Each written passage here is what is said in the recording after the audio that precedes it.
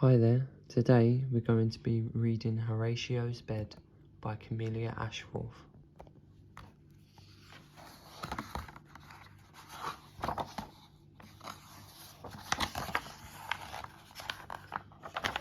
All night Horatio could not sleep.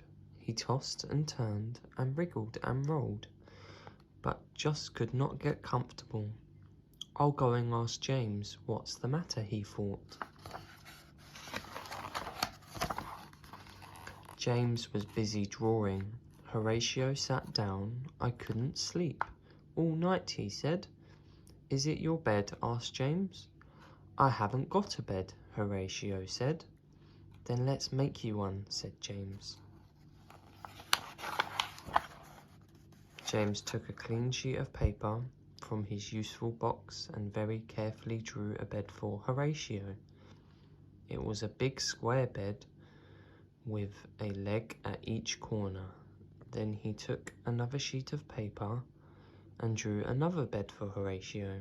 This one was a big square bed with a leg at each corner too. Horatio was very excited. He took one of James's drawings and tried to fold it into a bed. Then he climbed inside it and closed his eyes. It wasn't very comfortable, and when Horatio rolled over, rip, James looked up. The bed looked too hard to sleep on, he said, and carried on with his drawing. Horatio thought for a moment. Then he pulled some feathers out of James's pillow and made a big square bed with them. But when he lay on its feathers, tickled his nose. Tickle, tickle. Achoo, achoo, achoo! He sneezed and sneezed. James put down his pencil and blew away the feathers.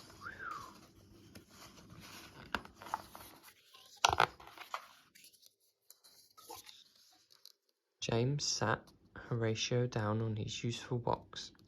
You wait here a minute, he said, while I just finish drawing your bed. He had already drawn 5 square beds and was getting rather good at them. But when James turned away, Horatio slipped down from the useful box. He wanted to see what James kept inside. He made some steps up to the lid. He pushed it open and leaned in. There was all sorts of things: buttons, brushes, keys and clothes pegs, clock wheels, clips and little bits of string.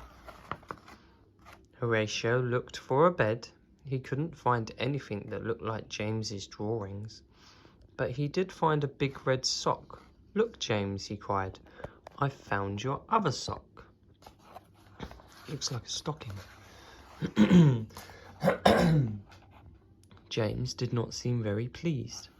He didn't like anyone looking in his useful box, not even Horatio. Very quietly and carefully, he started to put away his useful bits. When he had finished, he closed the lid and looked for Horatio. Now we can make you a bed, he said.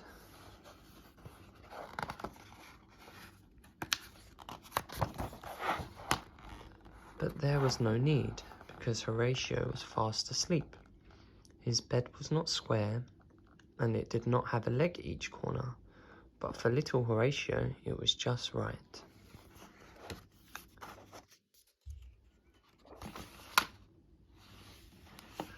That was the end of that book. If you liked that teddy bear book that was all about Horatio's Bed by Camilla Ashforth, then please like and subscribe to these videos and I'll just do more.